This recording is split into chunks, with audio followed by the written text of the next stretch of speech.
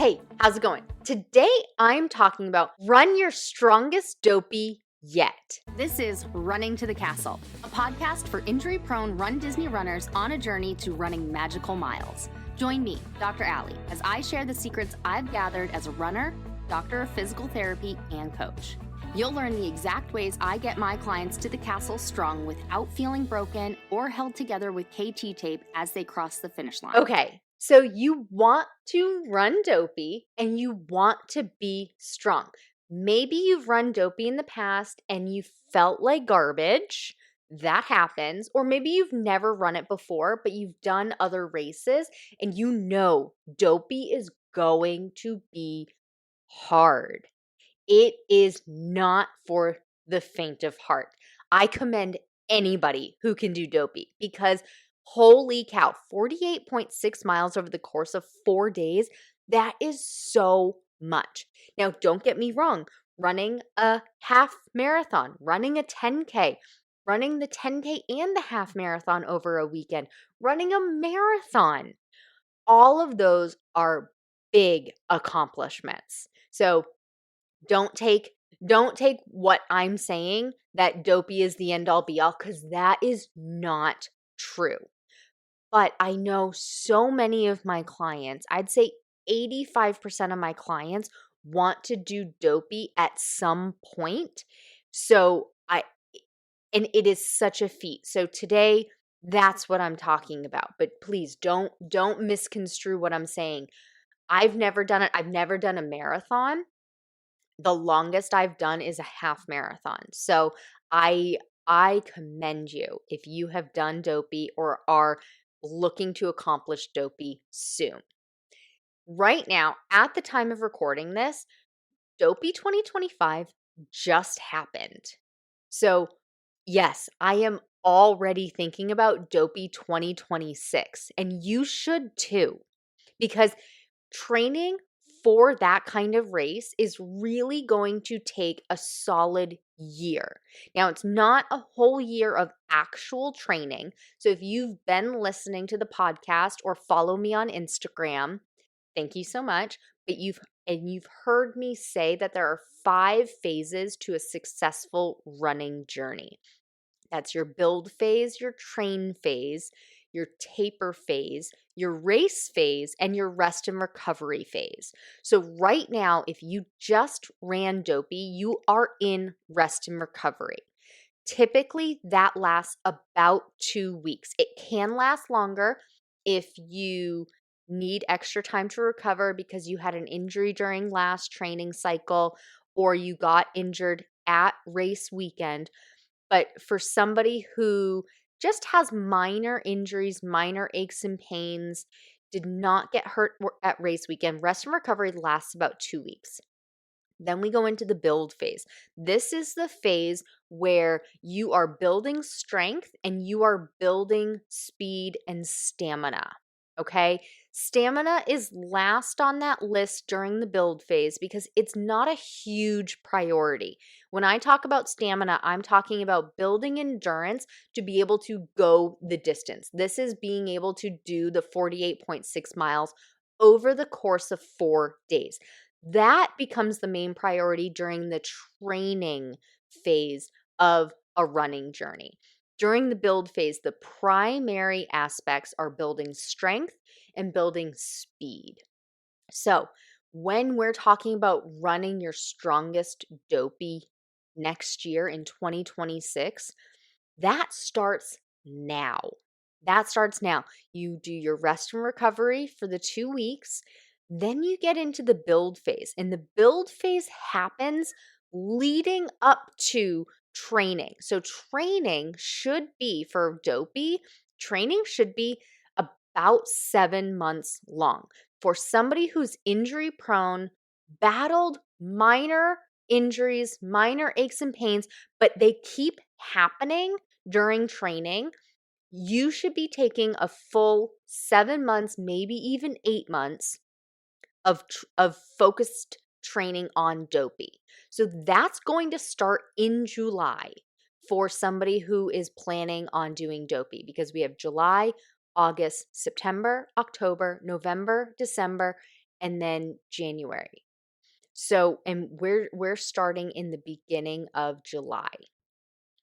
So it's technically not a full 7 months based on when race day is, but the closer you can get to that, the better. And so leading up to that, we are in base building phase. We are building strength, we are building speed, and we're getting up to our base level 5K to start training. So, one thing I want you to avoid, which is why I'm talking about this now, is I want you to avoid this top mistake that I see so many RunDisney runners make, and it's what keeps those minor injuries hanging around. They come along, they get better, they come back, they get better, then you get a new one that gets better, then you get a new one, it gets better. And you get this back and forth all the time where it feels like you are just making progress and then you have to backtrack. I don't want that to happen to you, so I don't want you to make this mistake. And the mistake is waiting until July to do anything getting ready for Dopey. Yes, Dopey training officially will start in July, but there's so much to do now to build up your strength in the base building phase. So that will be 3 or 4 months, at least 3 months. So if we're backtracking, that's going to be June, May, and April. I think even adding in that March is going to be your best bet to make it a strong, dopey finish. Start in March to build up your strength. That is building up muscle strength and building up speed strength. So, building strength and speed during this time. That's doing actual strength workouts, building your glutes, building your quads, building your hamstrings, building your calf muscles. And then the often forgotten about upper body and core strength. Because although your legs are doing a lot of the work when you're running, running is a whole body sport. It is a whole body activity. Your arms are pumping, and I used to not think about this. I don't know what made me remember this. In ninth grade, I was a freshman in high school, and I was a two-sport athlete. I did soccer in the fall, I did gymnastics in the winter.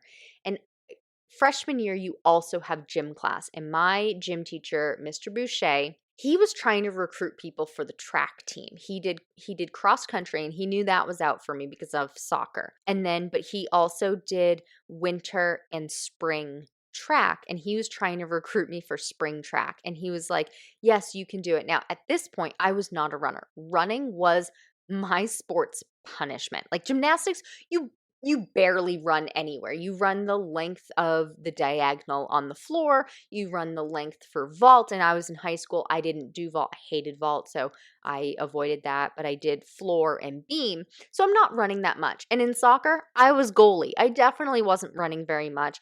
And I had to do a 2-mile run to make the varsity team and to do that in under 20 minutes. But by the time I got to varsity, like once I was already there, the following years, the other goalie got our coach to not even have us do that. She was like, I don't want to run that much. So anyway, running was not my thing. I didn't start running until college. But he was trying to recruit me, and I have a point to this. And so we were doing a speed test then, or I don't know, it was either seeing how fast you could go in like the 100-meter dash or something like that, or we were doing like the mile-long test, and he thought I could go faster, and he told me to pump my arms. And I was like, "What are you talking about, Mr. Boucher?" He's like, "No, really, like if you feel like you can't go anymore, or you feel like could go faster, like pump your arms to keep going. Don't let them just like hang limp by your side." And my God, it worked. I pumped my arms and I could keep going. So this just goes to show that running is a whole body activity. So you do need your upper body strength training, and you also need your core. Your core is your base. It is your foundation. So you can work on those legs, core, and upper body in this base building phase. And it's so important to do that now, early, because as opposed to waiting until training starts, like, oh, July starts, I'm going to do the strength training, I'm going to do the run training, I'm going to do this, I'm going to do that. It's too many things all at once. We need to add them in. So we do speed and strength during those 3 to 4 months before official training starts. Because once official training starts, we are packing in the miles. We are building up the mileage to be able to stay on our feet for the full length of time for all 4 days. So we are working on doing long runs to make it so that we can run a marathon. But we're also working on simulation weekends. We are working on being able to do 4 days in a row. We are working on being able to do 2 back-to-back days of really long miles and really early wake ups. So we have and working on how we're fueling during that time.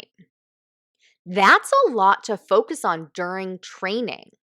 We don't want to also, okay, I also want to build my glutes. I also want to build my quads. I also want to build my core. And I also want to get faster.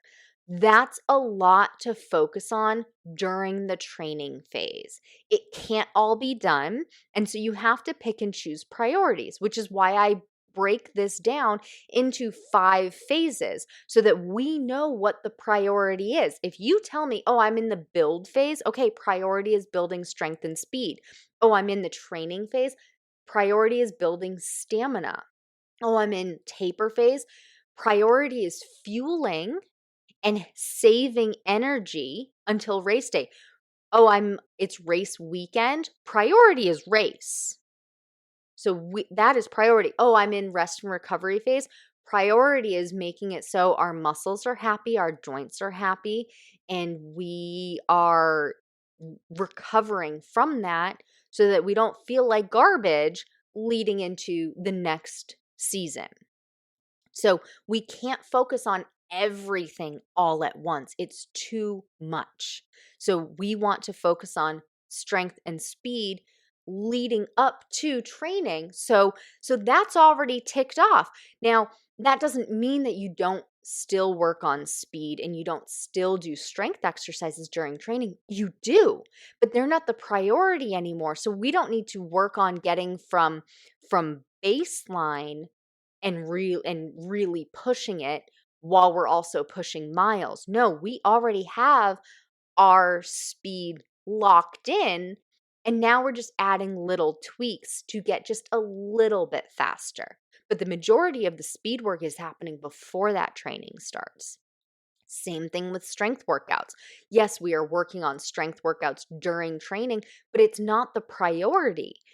So we don't need to worry about really building muscle and adding more and more weight every week, because adding more weight and adding more miles, that's a lot on your body. Your body is going to fatigue, burn out, and get hurt. So we work on building strength and adding weight and resistance to our strength exercises to get stronger in those 3 to 4 months. Because yes, it takes at least 3 months to see a significant change in strength. We do check it at the 6-week mark, just make sure we're continuing and we keep progressing. But you need to do that in those 3 to 4 months, build that up. So then your focus when training happens is training. Okay, so if you are looking for having your strongest dopey next year in 2026, now's the time to start thinking about, how do I build my strength and how do I build my speed? Start that in March. Start that maybe mid-March. Now, it's interesting because that's also the time frame that registration happens for Dopey. And I don't think that that's a coincidence. I think the people who are doing runDisney, they know what it takes to train and get your base build up and get training for these really hard race weekends. So I don't know if you've noticed, but Dopey or marathon weekend registration is happening a whole month earlier than it did last year. Now, I don't know what race weekend registrations used to be because I wasn't actively signing up for them, so I didn't know. It's only been in the past few years that I've been very heavy into runDisney. I did other races, rock and roll races and things like that before. Loved Disney, but hadn't gotten into the runDisney registration world yet. So I don't know what it was previous years, but now marathon weekend is March. I do not think that's a coincidence. They know what it takes to be able to go 48.6 miles for their runners, and they are helping you set up early. You register, then you know you're in, and then you have all of those months leading up to it. What is that? 10 months, because it's January 11th, and I believe March 11th is the registration date. Don't quote me on those exact dates. I'm not looking at a calendar, but that's the general time frame. Have your strongest dopey by starting earlier so you can push yourself for the specifics during designated times. You can build up your strength and your speed March, April, May, and June, and then you're ready for training to start in July. For the runners that want to finish their next runDisney race stronger and faster so you stop getting injured, you beat the balloon ladies, and you cross the finish line, I invite you to check out my newest program, Stronger, Faster, Finisher.